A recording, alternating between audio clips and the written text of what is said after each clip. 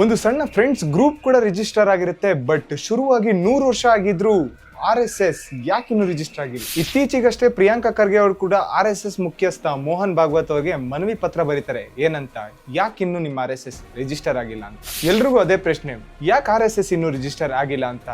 ಯಾಕೆ ಅಂತ ನಾನು ತಿಳಿಸ್ಕೊಡ್ತೀನಿ, ಈ ವಿಡಿಯೋ ಪೂರ್ತಿ ನೋಡಿ. RSS ರಿಜಿಸ್ಟರ್ ಆಗಿಲ್ಲ, ಆದ್ರೆ ಇದರ ಸಬಾರ್ಡಿನೇಟ್ಸ್ ಆದ VHP ಮತ್ತೆ ಬಜರಂಗ್ ದಳ್ ರಿಜಿಸ್ಟರ್ ಆಗಿದೆ. RSS ಹೆಸರಲ್ಲಿ ಯಾವುದೇ ಪ್ರಾಪರ್ಟೀಸ್ ಇಲ್ಲ, ಸ್ಕೂಲ್ಸ್ ಇಲ್ಲ, ಹಾಸ್ಪಿಟಲ್ಸ್ ಇಲ್ಲ, ಮತ್ತೆ ದುಡ್ಡು ಕೂಡ ಕಲೆಕ್ಟ್ ಮಾಡೋದಿಲ್ಲ. RSS ಜಸ್ಟ್ ಒಂದು ಐಡಿಯಾಲಜಿ ಮೇಲೆ ವರ್ಕ್ ಮಾಡುತ್ತೆ ಅಂತ ಹೇಳ್ಬೋದು. ನಾನು ಹೇಳೋದೇನಂದ್ರೆ, ಒಂದು ರಾಜ್ಯದ ಗೃಹ ಮಂತ್ರಿಯಾಗಿ RSS ಮುಖ್ಯಸ್ಥರಿಗೆ ಮನವಿ ಪತ್ರ ಬರೆಯೋದ, ನೋಟಿಸ್ ಕಳಿಸ್ಬೇಕಿತ್ತು. ಈ ಸಂವಿಧಾನದಡಿ ಯಾಕೆ ಇನ್ನ ನಿಮ್ ಸಂಸ್ಥೆ ರಿಜಿಸ್ಟರ್ ಆಗಿಲ್ಲ ಅಂತ ನೋಟಿಸ್ ಕಳಿಸ್ಬೇಕಿತ್ತು.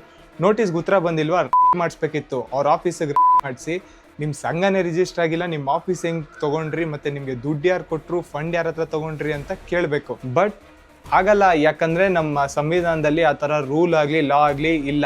ಇದ್ದಿದ್ರೆ ಸುಮ್ಮನೆ ಬಿಡ್ತಿದ್ರ. 1925ರಲ್ಲಿ RSS ಸ್ಥಾಪನೆ ಆಯಿತು. ಅದಾದ್ಮೇಲೆ ಸ್ವಾತಂತ್ರ್ಯ ಬಂದಾಗಿಂದ ಸುಮಾರು ವರ್ಷ ನಿಮ್ದೇ ಕಾಂಗ್ರೆಸ್ ಸರ್ಕಾರ ಆಳ್ತು. ರಿಜಿಸ್ಟರ್ ಆಗಿಲ್ಲ ಅಂದಿದ್ರೆ ಬಿಡ್ತಿದ್ರ? ಯೋಚನೆ ಮಾಡಿ. ಪ್ರಶ್ನೆ ಕೇಳಿದವ್ರನ್ನ ಅಂಧಭಕ್ತ ಅನ್ನೋದು ಸುಲಭ, ಆದ್ರೆ ಉತ್ತರ ಕೊಡೋದು ಕಷ್ಟ. ಒಂದ್ ದೊಡ್ಡ ಮರ ತನ್ನ ಬೇರ್ಗಳನ್ನ ತೋರಿಸಿ ಗಟ್ಟಿಯಾಗಿದ್ದಾವೆ ಅಂತ ಸಾಬೀತುಪಡಿಸ್ಬೇಕಾಗಿಲ್ಲ. ಅದೇ ರೀತಿ ಬೇರ್ಗಳು ಗಟ್ಟಿಯಾಗಿದ್ರೆ ಯಾವುದೇ ಚಂಡಮಾರುತಕ್ಕೂ ಜಗ್ಗಲ್ಲ. ಅದೇ ರೀತಿ RSS ಕೂಡ ತನ್ನ ದೇಶದ ಪರವಾಗಿ ಕೆಲಸ ಮಾಡ್ತಿದೆ ಅಂತ ರಿಜಿಸ್ಟರ್ ಆಗಿ ಪ್ರೂವ್ ಮಾಡ್ಬೇಕಾಗಿಲ್ಲ. ರಿಜಿಸ್ಟರ್ ಮಾಡಿಸೋದು ಅವ್ರಿಷ್ಟ. ಕೋಪದಲ್ಲಿ ಲಾ ಅನ್ನ ಫೋರ್ಸ್ ಮಾಡೋದಕ್ಕೆ ಆಗೋದೇ ಇಲ್ಲ. ನೀವೇನ್ ಹೇಳ್ತೀರಾ? ಕಮೆಂಟ್ ಮಾಡಿ ತಿಳಿಸಿ.